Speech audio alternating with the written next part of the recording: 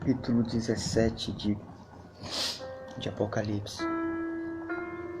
Então, o capítulo 16 falava já de forma total o derramar das 7 taças. E podemos perceber que quando essas 7 taças forem derramadas, será um tempo, será um momento, será um período que a Bíblia sempre nos apresenta como sendo um período curto, de muita angústia. Um período onde os homens estarão no clímax da blasfêmia. Um período em que o ódio será de forma total e absoluta a mãe de todas as nações. Onde o amor não só se esfriará de todos, mas já se esfriou de todos. Nesse período do capítulo 16, o anticristo será o Deus do povo. A besta, que é o anticristo, será o herói, será o Messias dessa geração. Os homens adorarão a besta, pois as suas mentes já estarão marcadas por essa ideia, por esse controle do anticristo. E só o que restará para continuar são, para continuar sóbrio, para continuar com os princípios e com o amor que é a marca de Deus em nós, para continuar aqueles que serão perseguidos. E capítulo 13 de Apocalipse afirma que o anticristo, a besta que emerge do mar, vencerá quem? Aqueles que têm um selo. Vencerá na perspectiva não que eles apostatarão da fé, mas que eles serão mortos. Mediante a todo esse cenário, vamos ler o capítulo 17 de Apocalipse. E veio um dos 7 anjos, que tinha as 7 taças, e falou comigo, dizendo-me: Vem, e eu te mostrarei a condenação da grande prostituta, que está sentada sobre muitas águas. Veio um dos 7 anjos a João e o convidou, na mesma perspectiva que ele convidou no capítulo 4. Sobe para cá, João. E ele disse: Vem, João, e eu mostrar-te-ei, eu vou te mostrar a condenação da grande prostituta que está sentada sobre as águas. Já conversamos sobre isso, acerca do significado sobre muitas águas, mas no mesmo capítulo aqui já nos dá a explicação. Estamos no capítulo 17, lendo o versículo 1 mais uma vez. Veio um dos 7 anjos que tinham as 7 taças e falou comigo, dizendo-me: Vem, mostrar-te-ei a condenação da grande prostituta que está sentada sobre muitas águas. Muitas águas, já conversamos, mas vamos ler o versículo 17 do mesmo capítulo, para entendermos o significado de muitas águas no simbolismo da Bíblia. Versículo 15 diz assim: As águas que virte, onde se assenta a prostituta, são povos, multidões, nações e línguas. Então, se nós fizermos uma releitura, fazendo essa inclusão, ficaria assim: E veio um dos 7 anjos que tinha as 7 taças e falou comigo, dizendo-me: Vem, e eu te mostrarei a condenação da grande prostituta que está sentada sobre os povos, sobre as nações, sobre as línguas sobre todo o ambiente do globo. Vem que eu vou te mostrar essa prostituta que não só emergiu, mas ela é conhecida em todo o mundo. Essa prostituta, ela é uma prostituta que tem relacionamento, que tem links, que tem influência, que tem um poderio, que tem a capacidade de transitar por todo o mundo, não importando a nação, a língua ou o povo, não importando, ela tem a capacidade de adentrar em todos os palácios na presença e diante de todos os reis. Essa prostituta, ela está assentada sobre muitas águas, sobre os povos. Ela está assentada sobre as nações, significando que ela tem influência mundial. Ela tem influência com todas as nações.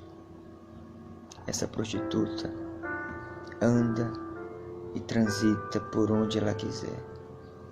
Versículo 2: com a qual fornicaram, tiveram relações, com a qual se envolveram os reis da terra, e os que habitam na terra se embebedaram com o vinho da sua fornicação.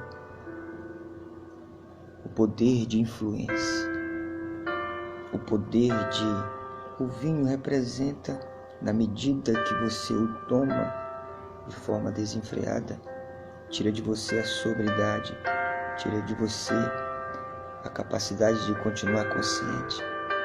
Se embebedar com o vinho do seu engano, se embebedar com o vinho da sua sedução, se embebedar com a sua ideologia, se embebedar com um vinho que parece o vinho novo, no entanto, não é o vinho novo. Versículo 3: então ele me levou em espírito a um deserto e vi uma mulher. Você já sabe o que significa mulher no simbolismo, lemos lá no capítulo 13. É uma igreja. E vi uma mulher, e vi uma igreja assentada sobre uma besta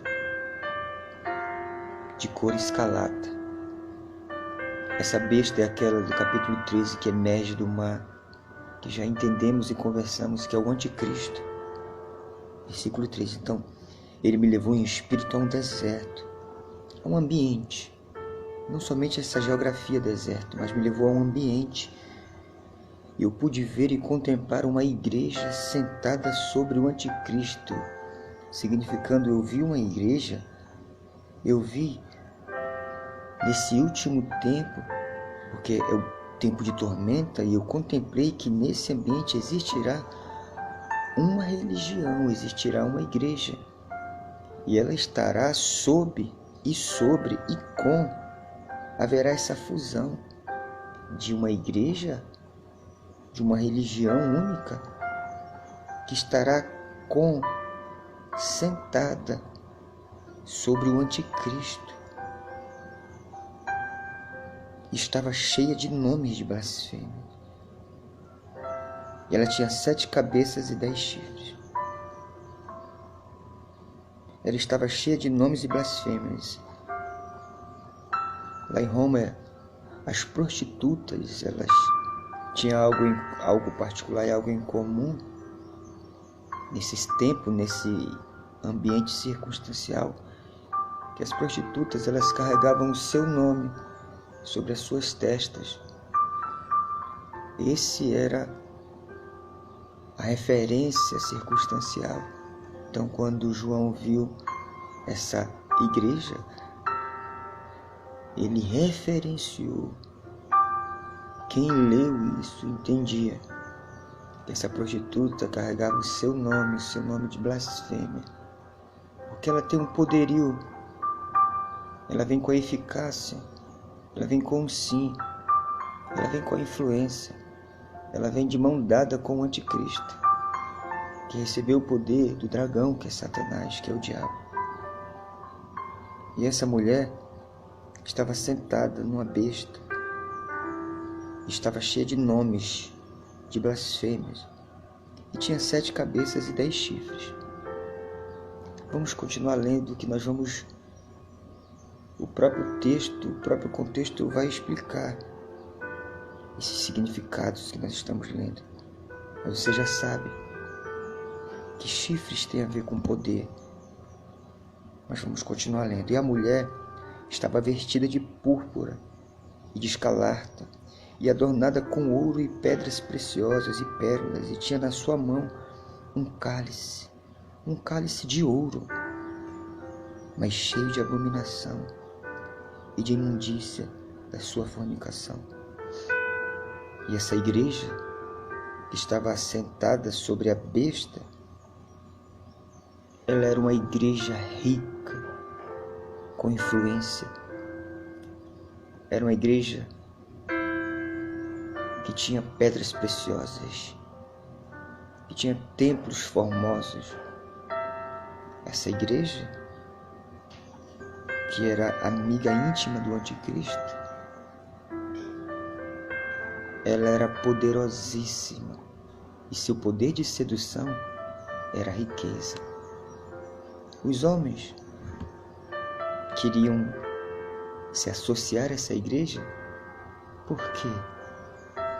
Porque ela era riquíssima, tinha um poder político. A história está abarrotada que todas as vezes que a igreja se fundiu, se uniu com a política, poder político e religioso, de mão dadas de forma íntima, é a pior junção que pode haver. Então essa igreja, que estava de mão dadas com o anticristo, ela era rica. Olha só, estava vestida de púrpura, estava vestida de escarlata e adornada com ouro e pedras preciosíssimas e muitas pérolas. Tinha na sua mão um cálice, era de ouro, que é o desejo de todos os homens. Mas dentro desse cálice, tem só imundícias. De quê? De prostituição. Prostituição é um ensino enganoso. É o que a Bíblia fala, que a idolatria é o mesmo pecado da prostituição. O que é prostituir? O que é adulterar? É você misturar algo puro com qualquer outra substância ou qualquer outra química. Então essa igreja, versículo 4, e eu vi essa mulher, essa igreja, que mulher significa igreja, eu vi essa mulher sentada na besta, eu vi essa mulher íntima, politicamente associada e religiosamente associada ao anticristo, que é o diabo. Tem um poder vindo do diabo. Ela é riquíssima. Sabe qual é a doutrina dessa igreja última? É aquilo que nós já percebemos hoje, a teologia da prosperidade. Deixa eu te falar uma coisa. Eu não falo isso dando nome a nenhuma igreja.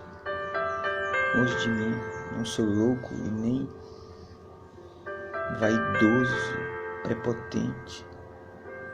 É o tipo de espírito para colocar nome a esses símbolos. Mas deixa eu te dizer uma coisa. A teologia da prosperidade é uma das marcas dessa igreja. Essa igreja que está vinculada e associada ao anticristo. Quem acredita na teologia da prosperidade, quem ensina a teologia da prosperidade, quem adere à teologia da prosperidade, quem crê na teologia da prosperidade, quando vir essa última igreja, ela vai se maravilhar. Porque Porque a teologia da prosperidade diz que você não pode chegar na igreja com uma bicicleta e não sair com uma BMW. A teologia da prosperidade diz que você não pode ficar doente. A teologia da prosperidade diz que você não pode ser empregado, você tem que começar num negocinho pequeno, mas tem que ter uma multinacional. A teologia da prosperidade diz que você não pode ser o segundo, tem que ser sempre o primeiro. A teologia da prosperidade diz que você vai sempre vencer, que você não pode declarar derrota. A teologia da prosperidade diz que mesmo que você esteja doente, você não pode nem pronunciar a palavra, você tem que dizer que está amarrada. A teologia da prosperidade não professa, não diz não, eu perdi, ele não usa essa palavra. A teologia da prosperidade nem usa se Deus quiser, porque ela afirma que isso é falta de fé. Não, diz Deus quer, eu determino, eu profetizo. Essa é a teologia da prosperidade. A teologia da prosperidade, ela diz que você tem que doar tudo que você tem, já pensando e prospectando riquezas. A teologia da prosperidade diz que você tem que ser muito rico porque você é cabeça e não cauda. A teologia da prosperidade é um engano, é a sedução dessa igreja. E essa mulher, e eu vi essa igreja sentada sobre a besta que tem o poder do diabo com ela. Ela é rica, a sua ideologia, a sua doutrina é a teologia da prosperidade. E os homens, a Bíblia fala que essa igreja terá uma influência mundial, do rico ao pobre. O rico, ela vai ter o poder de influenciar, porque o rico o que mais quer é poder, riqueza, e o pobre quer sair da pobreza. E a teologia da prosperidade diz isso. É por isso que as igrejas hoje estão lotadas. Por quê? O ensino dela é esse ensino de engano que diz: venha, que se você está doente vai ficar curado. É a teologia da prosperidade isso. Mas Wellington, tu não crê? Claro que eu creio que Deus pode curar e pode nos abençoar de todas as maneiras. Mas isso nunca foi o ensino. Apocalipse 17 nos diz que eu vi uma igreja, que eu vi uma mulher sentada numa besta. Eu vi uma igreja sentada. Uma igreja não é denominação que eu estou falando. Eu não estou dizendo de igreja placa. Eu não estou falando de igreja nomenclatura. Eu estou falando de igreja, uma organização, um povo que se une. Onde estiverem 2 ou 3 reunidos em amor, lá nasceu uma catedral, uma igreja. Mas o contrário também é verdadeiro. Onde se reunir 2, 3, 4, 5 mil ou 10 mil em ódio, nasceu uma prostituta, que é uma igreja sentada numa besta, que é a igreja dos últimos dias. Ela estará sentada sobre a besta, significando abraçada, influenciada por esse poder que vem do anticristo. E ela terá e tem poder sobre todas as nações, reis. Ela será conhecida, ela é conhecida no mundo inteiro. Porque ela é uma placa? Não. Porque ela é uma ideia. Anticristo, prefixo anti, é oposição. É o contrário. Em outros significados pode nos dar a entender que é um substituto de Cristo, não na perspectiva de ser o mesmo, mas de tentar substituí-lo, mas com todo o ensino de engano. Então essa igreja que Apocalipse nos mostra, ela será a última igreja na perspectiva que terá como Deus o anticristo. E ela influenciará multidões, reis, nações, povos e línguas. E o poder de sedução dela é a riqueza. São as promessas miraculosas. E a sedução dela será a sedução da teologia da prosperidade. E quando eu digo isso, eu não falo expondo a nudez de ninguém. Eu só estou dizendo que a teologia da prosperidade, quando nos alcançou, na década de 80, 90, 2000, quando chegou no nosso Brasil, ela chegou como uma luva nessa nossa nação perseguida, não assistida. Ela chegou em nome de Jesus, dizendo: não, você não pode ficar doente, você não pode ser pobre, você não pode nem profetizar coisas ruins, você não pode nem dizer que está doente, você não pode menos do que ser abençoado.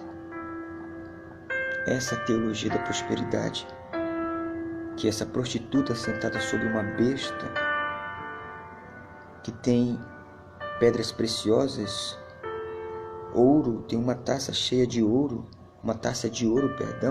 cheia de imundícias, cheias de abominações, porque ela embriagou os homens da terra com a sua sedução, com o seu poder de adentrar nas dimensões mais profundas do ser do homem, sabida, convencida de que o poder dela seduzir o homem seria o poder de dizer ao homem que ele é cabeça e não cauda, que ele pode ter todas as coisas. Porque essa igreja vem supostamente em nome de Deus, no entanto, ela está abraçada, no entanto, ela está vinculada ao anticristo. E tinha na sua mão um cálice de ouro cheio das abominações e das imundícias da sua fornicação. E na sua testa estava escrito o nome mistério: a grande Babilônia, a mãe das prostitutas, as mães das prostituições e abominações da terra. E vi que a mulher estava embriagada do sangue dos santos e dos sangues das testemunhas de Jesus. E vendo-a, eu maravilhei-me com grande admiração. E o anjo me disse: por que você se admira? Ela é tão poderosa, é tão luxuosa, ela é tão linda externamente falando, ela tem um poder tão lindo. Foi a mesma perspectiva que os discípulos tiveram, foi a mesma reação lá em Mateus 24:3, você lembra? Os discípulos estavam diante ao templo de Salomão, belíssimo, cheio de ouro, grandiosíssimo, e eles se admiraram. Nós somos sempre atraídos por esse poder de sedução. As riquezas nos deixam com os olhos arregalados. É por isso que a maioria das pessoas em si, elas procuram as igrejas mais aparentemente e financeiramente melhores, porque elas querem também sair da linha da pobreza.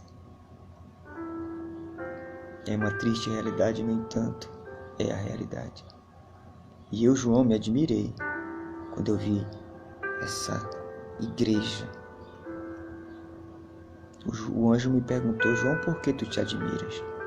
Eu te mostrarei e te direi o mistério dessa mulher e da besta que traz, a qual tem 7 cabeças e 10 chifres.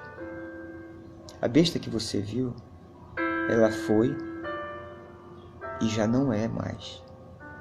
E há de subir do abismo, e irá à perdição. Os que habitam na terra, cujos nomes não estão escritos no livro da vida, desde a fundação do mundo, se admirarão vendo a besta que era e já não é, ainda que é. Aqui o sentido, quem tem sabedoria. As 7 cabeças são 7 montes, sobre os quais a mulher está assentada. E são também 7 reis. E são também 7 reis. 5 já caíram, e um já é, e outro ainda não é vindo. E quando vier, convém que dure um pouco de tempo. E a besta que era, e já não é, e ela também é o 8º, e é um dos 7, e vai à perdição. E os 10 chifres que viste são 10 reis que ainda não receberam o reino, mas receberão poder como reis por 1 hora, por um pouco tempo, juntamente com a besta. E estes têm o mesmo intento, e entregarão o seu poder e autoridade à besta. Estes combaterão contra o Cordeiro, e o Cordeiro os vencerá, porque é o Senhor dos senhores e o Rei dos reis, e vencerão os que estão com ele, chamados eleitos e fiéis. Vamos ler mais uma vez, versículo 10, para a gente entender. São também 7 reis, 5 já caíram, e um já é, e o outro ainda não é vindo. Aqui existem uma série de possibilidades e de interpretações. Eu quero lhes falar uma. E eu quero que nós pensemos somente na perspectiva do que João tinha. Quem escreveu esse livro foi João. João existia numa circunstância, tinha referências. Lembra do que já conversamos? Apocalipse, no meu pensar e no meu olhar, é um livro que vai se adensando até chegar o que ele mesmo profetiza. Vai chegar o dia, sim, onde todas as profecias vão se adensar e elas se cumprirão de forma total e absoluta. No entanto, o Apocalipse já aconteceu em todas as gerações, em todos os tempos. O Apocalipse alcança. O anticristo sempre tem as suas figuras.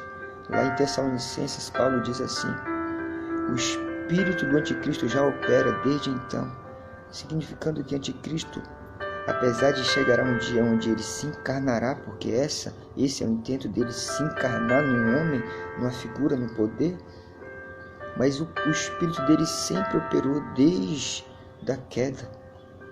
É um espírito que tem como intento o controle, mão direita e testa, o controle das mentes de massas, pelo poder da sedução, do engano do diabo. Então João tinha uma referência aqui. João sabia, João estava escrevendo, mas vendo o cenário, como um cenário circunstancial. Versículo 10. E sabendo que esses 7 reis, que tem a ver aqui com 7 colinas, que são 7 reis, e tem 10 chifres, a gente vai entender agora. 7 reis, 5 já caíram. Estudiosos nos dizem que tem a ver com esses reis, também tem a ver com reinos, com nações, com impérios que governaram essa terra e com mão de ferro. Já lemos no capítulo 13 e também até trouxemos à tona o livro de Daniel, no capítulo 7, se eu não me engano. E dizem os estudiosos, e João, quando percebeu essa igreja e percebeu todo esse cenário de ficção científica, ele entendeu circunstancialmente que esses 7 reis, 5 já caíram: Egito, Assíria, Babilônia, o Império Medo-Persa, a Grécia e o 6º, Roma, que era o que governava. Olha só, 7 reis, 5 já caíram: Egito, Assíria, Babilônia, Império Medo-Persa e Grécia. 5 já caíram, um já é. O que governava no tempo de João era o Império Romano, que ainda estava no poder, que governava com mão de ferro. E um já é, e o outro ainda não é vindo. E quando vier, convém que dure um pouco de tempo. Que também é a besta. Aí tudo isso que eu estou falando é a besta que era e já não é o espírito. E também é o oitavo. O que é esse oitavo? É o poder do anticristo. E é um dos 7 e vai à perdição. E os 10 chifres que vistes são 10 reis. Esse 10 também, na numerologia, na perspectiva de estudo, o 10 é o completo, é o fechar, é a conclusão. Há quem diga que esses 10 chifres são as federações, são 10 reinos mesmos, 10 países. A gente pode pensar na perspectiva de os reis da terra, todos eles, porque é isso que Apocalipse nos mostrou, que todos os reis darão o seu poder ao anticristo. Então esses 10 chifres pode vir a representar 10 reinos, 10 confederações. É uma espécie de organização que representa 10 povos, mas no entanto representa e toma decisão pelo todo do globo. Mas o que importa nessa revelação e nesse olhar é que esses 10 chifres representam 10 reinos ou 10 reis, e eles ainda receberão o seu poder, mas quando eles receberem, que é por pouco tempo, eles darão e estarão com a besta, estarão com essa igreja, estarão com o anticristo, com um só intento. Eles têm o mesmo intento, qual é? Eles entregarão o seu poder e autoridade ao anticristo, que também já está vinculado e associado com essa última igreja apóstata. E qual é o objetivo principal? É combater o Cordeiro e os seus eleitos e os seus fiéis. Versículo 15, ele vai: e disse-me, as águas que nós vimos já no início, elas têm a ver com multidão, multidões, nações, povos e línguas. E os 10 chifres que você viu na besta, são os que odiarão a prostituta e a colocarão desolada e nua, e comerão a sua carne e a queimarão no fogo. Dá-nos a entender que nesse último governo, já próximo ao fim desse governo, porque a Bíblia fala que esse oitavo virá por um pouco tempo, que é o último governo, o anticristo feroz, poderosíssimo, que vai estar associado com todos os poderes da terra e juntamente com uma igreja. Mas esses reinos humanos, esses poderes humanos, eles vão contra-atacar a igreja. Aí vai ter aquilo que Jesus fala, que um reino dividido não subsistirá. Vai ter um desencontro ainda assim nesse último reino, como em todos os governos sempre há. Mas o próprio governo do anticristo vai brigar entre si. É isso que o versículo 10 nos dá a entender. E o versículo 16, os 10 chifres que viste na besta, esses reinos, eles odiarão essa igreja, que é prostituta, e terá briga e colocará a sua nudez, exporá, colocará à tona todos os seus podres, e comerão a sua carne e queimarão no fogo. Porque Deus tem posto em seus corações que cumpram o seu intento e tenham uma mesma ideia, e que seu reino deem a besta, e até que se cumpram as palavras de Deus. E a mulher que viste é a grande cidade que reina sobre os reis da terra. Amém? Esse foi o capítulo 17 de Apocalipse. Enigmático, simbólico na sua totalidade. Não, como sempre temos falado, a intenção não é desvendar de forma precisa e dar nome aos bois, mas pensar com um olhar histórico, observando o cenário que nós vivemos. Mas deixa eu te falar uma coisa. essa geração, esse tempo, eu estou falando do meu tempo, eu só posso falar a partir do meu tempo. Os demais eu posso falar do que já se cumpriu. O futuro a gente não pode precisar, a gente pode absolutizar, mas eu falo a partir do meu tempo e do meu olhar. Essa geração está pronta para receber o anticristo, porque essa igreja que Apocalipse nos fala no capítulo 17, ela já existe. E ela está adornada com pedras preciosas. A maioria das igrejas, a maioria quase que absoluta. Existem exceções? Claro que existe, meu Deus do céu. Mas essa igreja está preparando o caminho para o anticristo. Você pensa que é o mundo? Que é o mundo, a porta larga do mundo? O que as igrejas dizem que é o mundo? Você pensa que é ele que está preparando o caminho para o anticristo? Também não é, mas de forma mais enganosa são as igrejas. É esse cristianismo a partir de Constantino, que não precisa se converter, só tem que aderir ao cristianismo. Leia o que aconteceu no quarto século e você vai entender o que eu estou falando. Procure aí nos Googles da vida e coloque Constantino, quarto século, que você vai entender que esse cristianismo que nos alcançou hoje, ele é um cristianismo vindo, oriundo e baseado lá em Constantino. Que não era preciso você se converter para ser cristão, mas só aderir.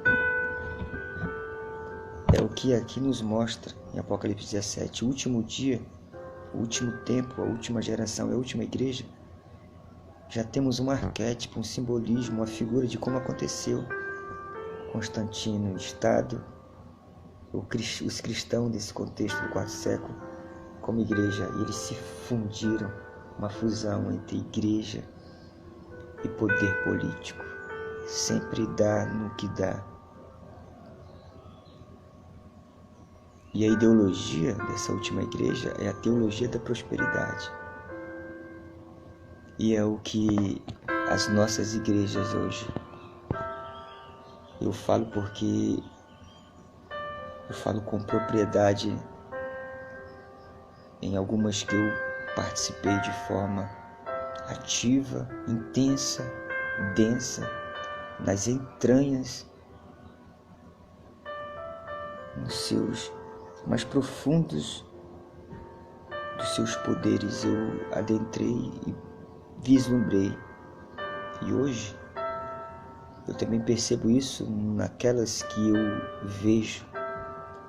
Até as bem-intencionadas usam a teologia da prosperidade como sua sedução.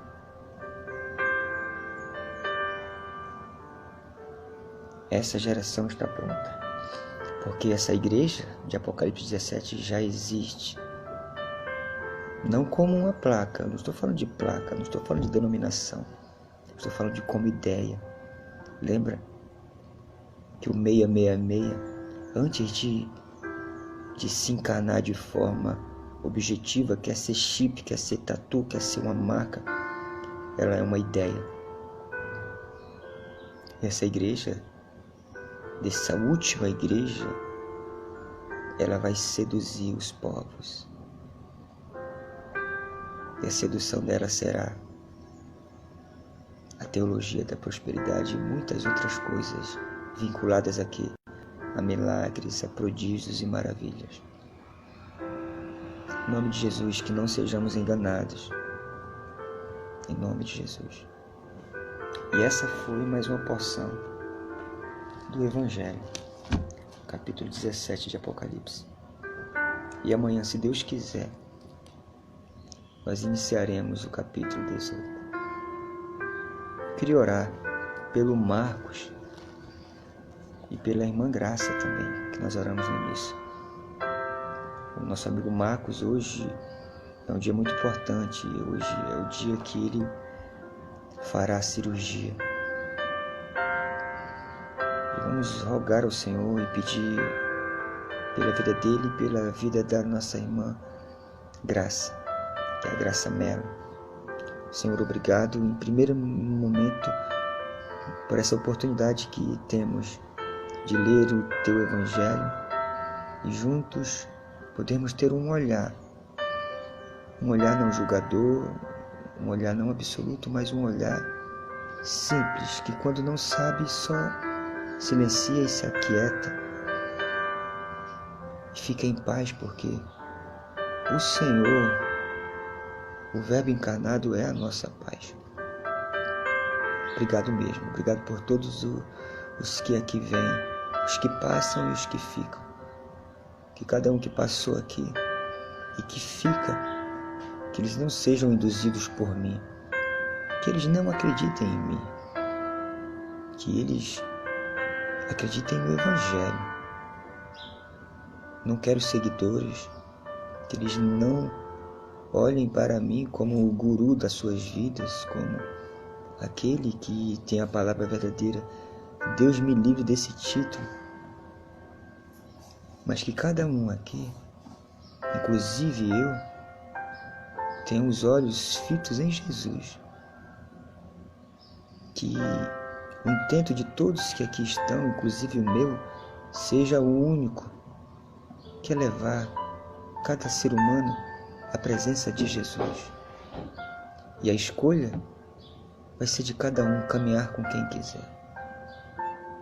Mas que todos nós tenhamos essa sensibilidade de enxergar Jesus na vida. Também te pedimos, Senhor, pelo Marcos e pela irmã Graça. Eles estão precisados, dependentes de Ti. Os homens, com a sua influência, já fizeram tudo o que poderia ser feito para os dois, para a irmã Graça e para o Marcos. Mas agora, Senhor, como sempre, é só a Tua mão que pode fazer o milagre. Então nós juntos aqui, todos nós, oramos num só coração, num só pensamento, em amor. Nós pedimos que o Senhor abra as portas, visite, faça a Tua vontade na vida deles. É só isso que te pedimos, que o Senhor os assista de forma carinhosa. Em nome de Jesus. É isso que te pedimos e te agradecemos. Dilata o nosso coração, Deus. Expande a nossa mente para o amor, porque já sabemos, já entendemos, estudamos juntos, que a marca de Deus em nós, o selo de Deus é o amor. Então, dilata o nosso coração e expande a nossa mente para toda possibilidade de amar. Te pedimos porque cremos em nome de Jesus. Amém. E amém. Beijo, mana. Beijo, mana. Manda beijo pro Pedro e pro Marcos e pro cunhado. Beijo, querida Jaque. Beijo, mãe. Beijo, Maricélia. Beijo, Marilza. Beijo, Silene. Beijo, Peterson. Beijo, Conceição. Beijo, Dânia. Daniele. Beijo, Michele. E beijo, Aldenora Soares. Amém? Se você tiver tido alguma dúvida desse capítulo 17, se você tiver tido alguma dúvida, você vai lá para o capítulo 13 de Apocalipse. Que nós fizemos essa explicação. Hoje eu fui não tão preciso, porque essa figura, ela também se assemelha com o capítulo 13. Então, qualquer dúvida que possa ter tido, o capítulo 13 nos mostra isso. Está no meu Instagram. Lá no meu Instagram, se você for dar uma olhada, naquele ambiente do IGTV, tem uma série que eu construí, escrita Apocalipse. Se você clicar, você vai ver, inclusive esse que eu vou colocar hoje, os 17 capítulos de Apocalipse, um por um. São 17 horas da leitura. Muito maravilhoso isso. Fiquei muito feliz, tão simples, mas lá, tudo bonitinho. Então você tem em suas mãos o Evangelho escrito. Deixa eu te mostrar como eu gosto de ler e de escrever. Toda pintada. É roxo, é amarelo, é vermelho. que eu gosto de marcar com as cores que eu estou sentindo no momento. Eu estou lendo e vou pintando de acordo com a cor. Você fala o que significa a cor amarela quando você pinta um capítulo. Eu não sei te explicar de forma precisa, porque eu pinto de acordo com o ambiente e o espírito que eu estou lendo naquela hora. Isso é algo meu, viu? Mas muito bom te ver. Obrigado por ter ficado aqui. Até amanhã, se Deus quiser. Beijo. Fica na paz.